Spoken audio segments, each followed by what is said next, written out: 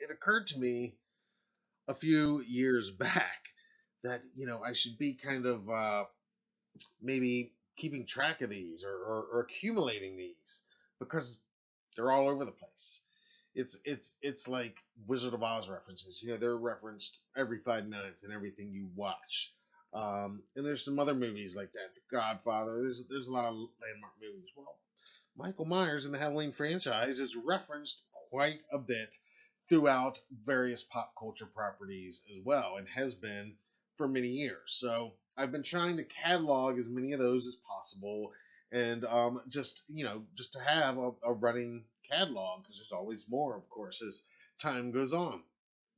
And so I don't by any means have all of them. So this is in a way a call out to you viewers to help bring us when you spot a Michael Myers or a Halloween franchise reference in a TV episode, whether it's that music or just a Michael Myers mention or anything like that, a head tilt where it's clearly like, let us know, tag us, shoot us a message, drop a comment, whatever. Let us know. Chances are I probably already know about it, but I know there's tons that I haven't discovered yet. So that brings me to what we're going to do tonight. Tonight we are going to be talking a little bit about one of my other favorite franchises, and that is the Scream franchise. And we're doing this on the occasion of the release of the new Scream 2022. It comes out tomorrow, Tuesday, on 4K, which we've got here, Blu-ray, and DVD. It's already out on digital right now, but I am a hardcore sucker for physical media. I'm all about the physical media. You got to have it. So, and the 4K includes the digital too. So here it is. Paramount was cool enough to send us an advance copy, so I checked it out over the weekend, and I just published my written review of the film. And so we're not going to go over that right now. What we're going to do tonight, because what I didn't put in the written review, and what I've always kind of wanted to talk about and do a special feature on, we're going to talk about the Michael Myers and Halloween franchise references that can be found within the brand new Scream movie, as well as the previous films and even the Scream TV series. And there's quite a lot of these references when you're looking for them in these in the franchise. And you got to go back to the original Scream, more than 25 years ago now, back in '96, Wes Craven's classic, written by Kevin Williamson. It's a masterpiece, and it really changed the game. And it is in so many ways a love letter to the entire horror genre. Um, it's a love letter to horror fans. They are making light fun of the genre while still doing it in a loving way that pays homage as much as it pokes fun. And it's just done with the perfect balance. Um, Full spoiler alert now. If you've never seen any of these Scream movies, you might want to turn this off right now because I'm about to go into some serious spoiler territory, like revealing killers and all that stuff. Because I'm going to assume if you're watching at this point, you've seen these movies. If you haven't watched the new one, you're probably going to want to watch that first. You can read my review before you watch it because that's spoiler free. But this conversation I'm going to do tonight probably going to be a little more spoilerish. We will be mentioning some things that definitely spoil the films. So if you don't want any of that, I understand as much as I love you being here. But we're going to go into this now. And most of you should know this. It's just some quick background on this franchise that has always shown so much love and respect for the originals, the classic franchises that it is standing on the shoulders of in so many ways. And of course, top of that, in many ways, is the Halloween franchise. Kevin Williamson himself says that John Carpenter's 1978 Halloween is his all-time favorite movie. So, as much as the original '96 Scream is a love letter to the Halloween genre or to the horror genre, and to horror fans, it is a love letter to Halloween. And that means it's especially special to me and probably to you guys too, There's a ton of references to the franchise just in that first film. So I'm going to name the ones that really stand out to me, that are really obvious. And tonight we're going to be really talking about the vocal references. There's tons of thematic and even uh, sometimes visual references that I won't even really get that into tonight. But please, if there are ones I've missed, I know there are some. Uh, Chime in, let me know in the comments below if you're watching this later. Let me hear the ones that I've missed. So we're gonna go through this now, and we're gonna just kind of run through these references to this franchise. So I've been wanting to do this for a while. So tonight we're gonna get into it. So let's um let's break this down here. All right, so starting with the original Scream, of course, right in the opening scene with Drew Barrymore, that very first Ghostface call. One of the first things he asks her is, "What's your favorite movie?" Of course, her answer is Halloween, and so they talk about that for just a little bit there. Later on, when he gets her to play the game with him, one of the first questions there is, "Name the killer in Halloween," and she successfully, of course, does that. Michael Myers. She gets that one right. Then there's more references throughout the film. I mean, obviously, when you hear Don't Fear the Reaper, it's a much slowed down cover version of the song. But anytime I hear that song ever, that is a clear nod. And especially considering what's going on in the film and the killer, who the killer turns out to be in the film.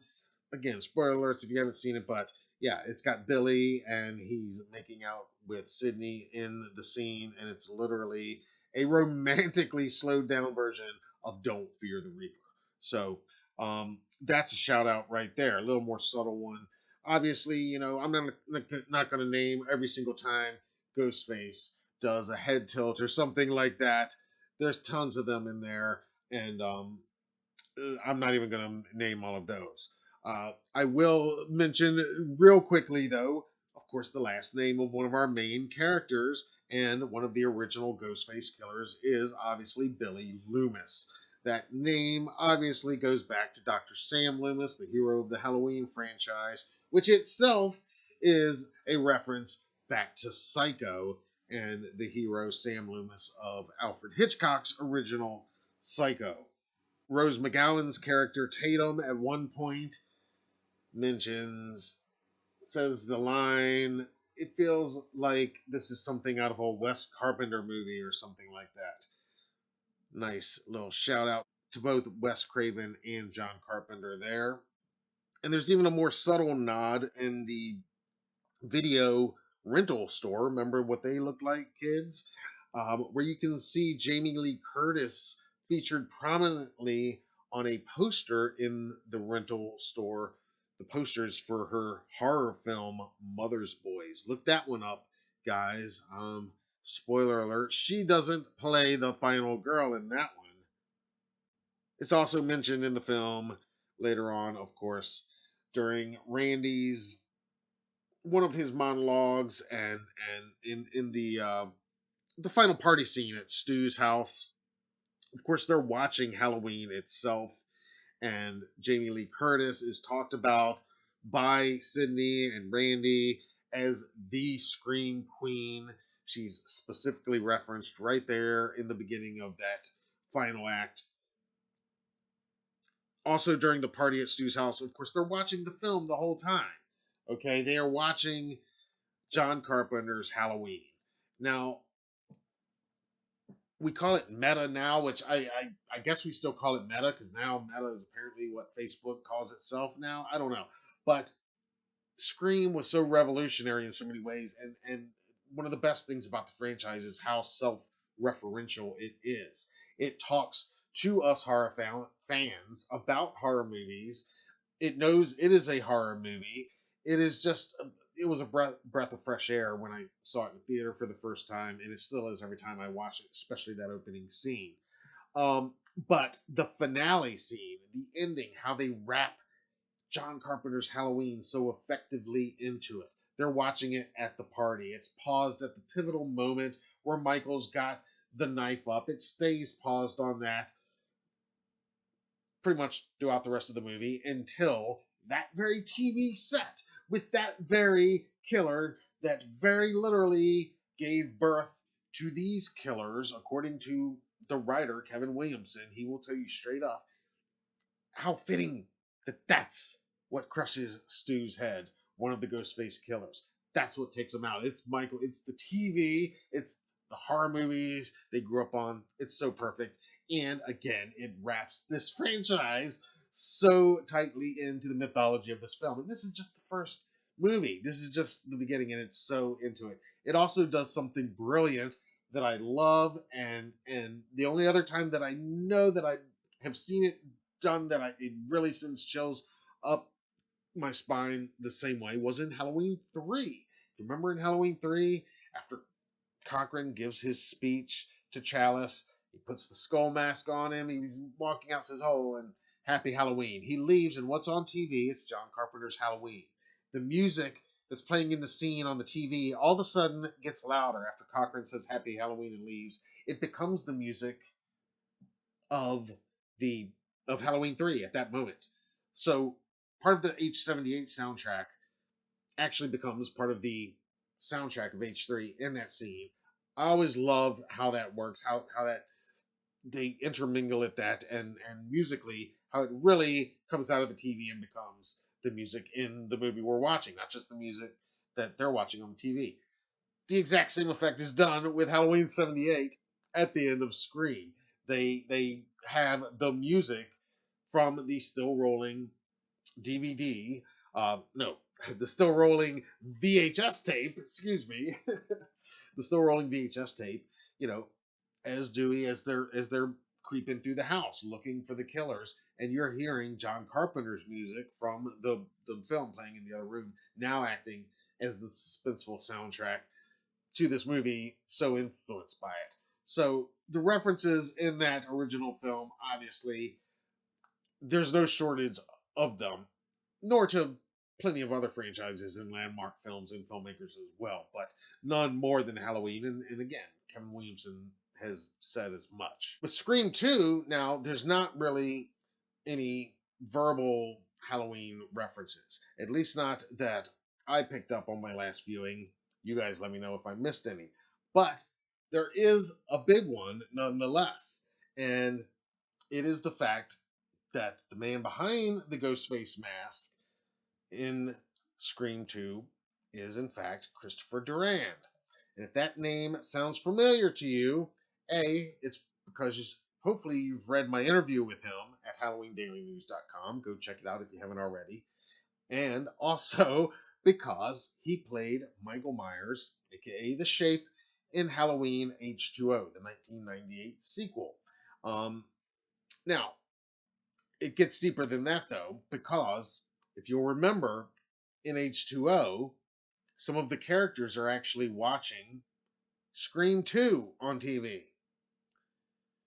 So Chris Duran is Ghostface, and then he's Michael Myers in H2O, and H2O is watching Scream 2, where he's also Ghostface. So this is very meta, very fitting of the Scream universe happening again here in the Halloween universe, in the Halloween franchise.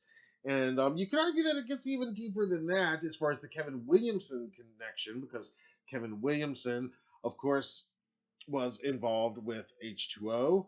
He was also obviously the writer, franchise creator of Scream, and he also created the long-running TV series Dawson's Creek, which starred Michelle Williams, who, bringing it full circle, is of course one of the young stars of Halloween H2O 20 years later. So that keeps it all in the family. So there's some subtle references to the Scream franchise in and baked into Scream 2.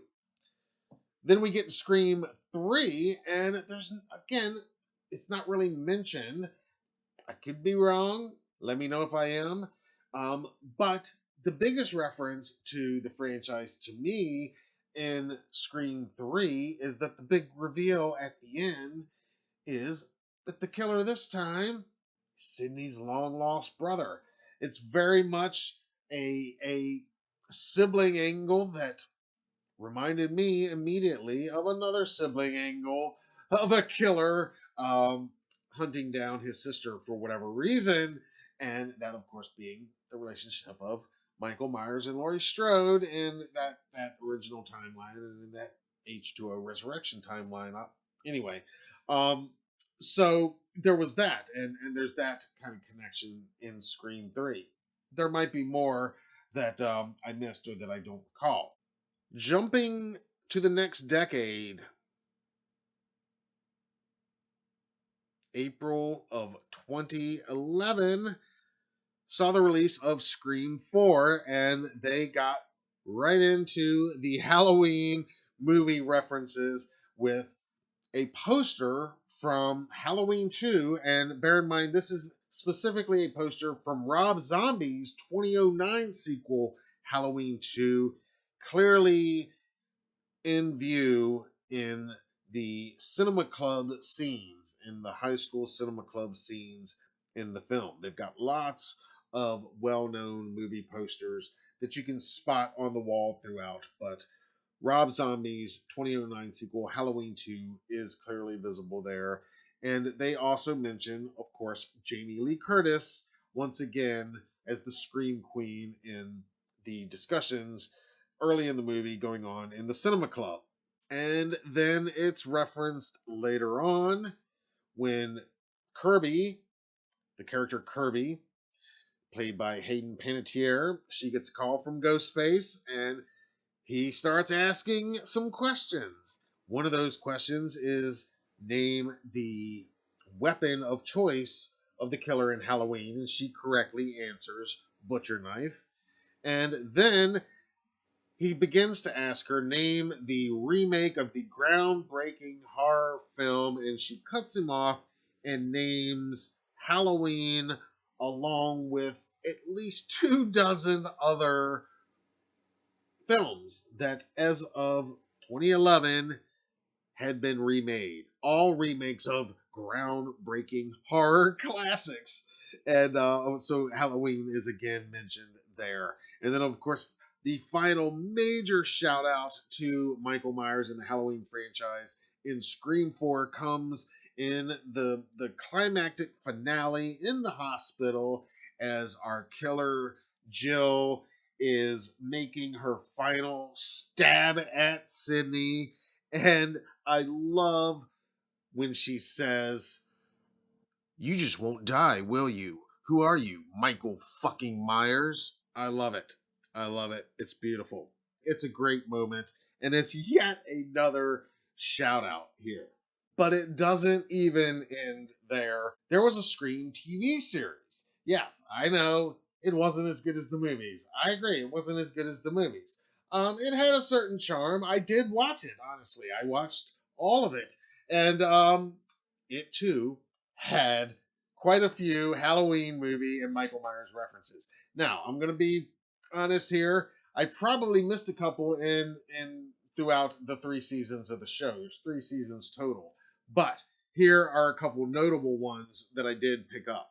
The Scream TV series, it aired for 2 seasons on MTV, and then they kind of relaunched it with a third season called Resurrection that aired on VH1 with an entirely different cast and storyline.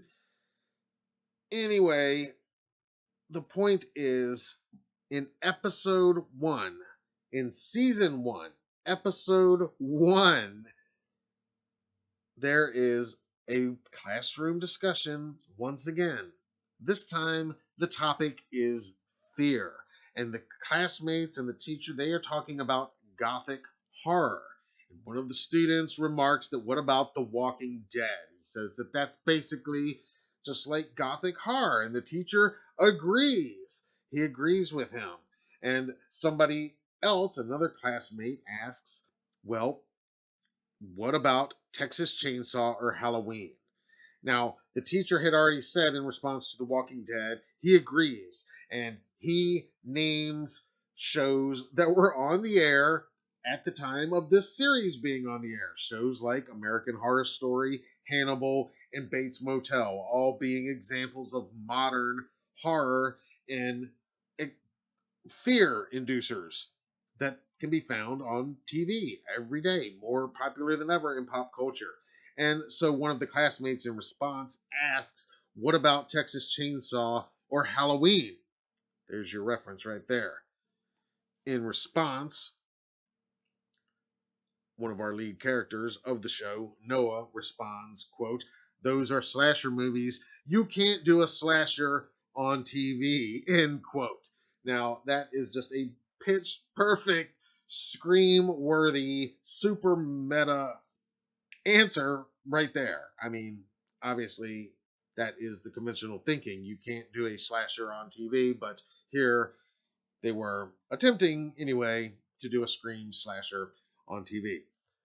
A great line and a great way to reference Halloween, as well as all those others. Chainsaw, The Walking Dead, American Horror Story, Hannibal, Bates Motel, all called out and referenced right there in that one scene.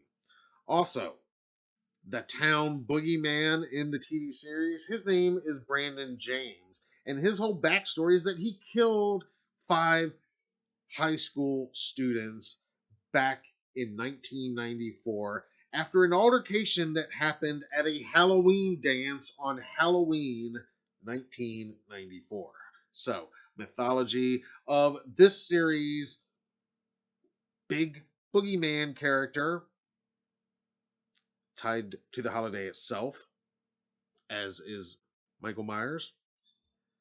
Still in this first episode of the first season, that same character, Noah, is at a party later in the episode, and he says, quote, "At a party like this, you're actually pretty safe from your typical Michael Myers or Jason Voorhees type," end quote. He says that a slasher isn't a Terminator shooting his way through 30 cops in a police precinct. No, he's a wolf waiting for one of us to wander off alone, end quote. And that's just from the first episode. In season 2, they ended the season with what they called a Halloween special. It was actually what was originally intended to be the 2-part season finale. And the first part, the first episode of that season finale is titled Halloween. The second part, titled Halloween 2. The address of the beach house where these 2 episodes take place is 45 Lambkin Lane, of course, Michael Myers' address. And it being a Halloween special, it again takes place on and around Halloween itself. Like I said, for season 3, the series was technically relaunched as Scream Resurrection over on VH1 with a whole new cast, but very early on, episode 2, in fact, a character named Kim was clearly seen watching, again, Rob Zombie's Halloween 2007 on TV. Later on that season, episode 6, this was the season finale and what turned out to be the finale of the entire show. A character named Beth, a very pivotal character, says the line, quote, "Why should Michael Myers get to have all the fun," end quote. She's the killer. Like I said, up to this point, no shortage whatsoever of Halloween references for this franchise. This franchise, in fact, loves the Halloween franchise. And kind of like having Roger Jackson do the voice of Ghostface, kind of like having the Ghostface mask. It's kind of ingrained that you got to throw Michael Myers and this franchise a little bit of love, and I love it. And this new film is no exception. They do have a couple references to the franchise once again. This is Scream 2022, of course. If you haven't seen it, I don't know what you're waiting for. Go check it out. Unless Scream's just not your thing, in which case, don't. But but I really enjoyed it. Like I said, you can read my full review at HalloweenDailyNews.com. But what's not in that review is what I'm about to give you right now, which is the rundown of Halloween Michael Myers references that can be found in Scream 2022. And they start coming pretty early in the film. In the car, Richie and Sam are talking about the stab movies within the movies. And Sam is explaining what they're about. Guy in a mask carves people up. Richie answers, "You mean like in Halloween?" And Sam says, "No, not like in Halloween." And Richie says, "Sounds a lot like Halloween." And Sam finally gives in and says, "All right, it's a little like Halloween." Later on in the bar, Chad gets into an altercation with Vince. He calls Vince, quote, "uglier Michael Myers." Of course, there's Mindy's monologue all about requels, where she obviously mentions Halloween 2018, which arguably was the requel trend starter. And then, of course, they're watching Stab on TV, and the kids in Stab, recreating the events of the first movie, are watching Halloween 78 on TV, just like in the original movie. So all that is played, and so we're getting that again. It's also very interesting in the feature length commentary. One of the film's co directors, Matt Bettinelli Open, says that he actually got to stand in and essentially play Michael Myers in Scream 2022 because rather than get the rights to actually use that tiny second of footage or just that freeze frame from the 78 film, they actually filmed their version of Myers to be freeze framed right there. And I guess they legally can't say that that's supposed to be Michael Myers or Halloween 78 playing, but we all know that's what it is. So technically, in a weird way, in this twisted up Scream and Halloween verse, Screamo Hallow verse, whatever this is, Matt Bettinelli Open has kind of also played Michael Myers. And I also was really happy to hear on the feature commentary that both of the actors who turn out to be the uh, the Ghostface killers in the new film both did get physically behind the Ghostface mask and act in a couple pivotal scenes in the film. And of course, one of our new killers, Amber, she gives a great speech at the end, a really good psycho speech that kind of rivals Billy and Stu there at the end. And of course, she mentions Michael Myers. She says, quote, "You know what the worst problem with the Stab movies is? There's no Michael Myers or Jason Voorhees, no bad guy to keep coming back," end quote. And of course, that's their aim. They're these fans trying to rewrite or basically write a new, better version of the franchise. And and then she goes on to say, quote, "See, we had to bring the legacy characters back to make it matter. You can't have a bona fide Halloween without Jamie Lee," end quote. It just shows just how much love they have for what came before. And again, it goes back to Kevin Williamson. What started it all for him? His love of movies, writing, of horror. It all goes back to Halloween for him, as we can understand. So there's another huge Easter egg, if you will, reference that when our character, of course, our two main characters, their names itself a wink to the franchise in a way, with their last names being Carpenter, Tara Carpenter, and Sam Carpenter. But as events turn out at the end of the film, and we learn who Sam's real father is, and that she's actually the daughter of Billy Loomis, I think that might legally make her name actually Sam Loomis. One more full circle moment back to the hero of Halloween. Again, one of our heroes of this film. So the love that this franchise, the Scream franchise, is consistently showing to the Halloween franchise, it's pretty unmatched, and it's really as much part of it, I think now. Compiling this list, I'm like, yeah, that's it's kind of like having Ghostface, having him wipe the blood off the knife, having that little knife that he uses, that hunting knife. Certain things that they just have to do. The Roger Jackson voice, if it's not there, it's just not the same. And part of that, I think, is throwing a little love to the residents of Haddonfield from the residents of Woodsboro. Let me know what you think, though. Which ones have I missed? I know there are some. Like I said, these are mainly the vocal, like the spoken homages, but there are tons of what are arguably visual or thematic homages that you could be found. And there's probably other ones that were mentioned too that I've forgotten or just missed in compiling this list. So if you got some, drop them down in the comments below. And I'll add them to the running tally, the catalog of references.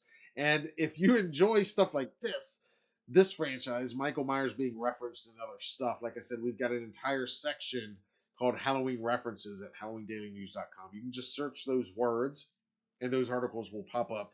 Or I did think to put the link directly to our Halloween References section of articles from HalloweenDailyNews.com. It is down in the description below, as is an affiliate link to Amazon to purchase this.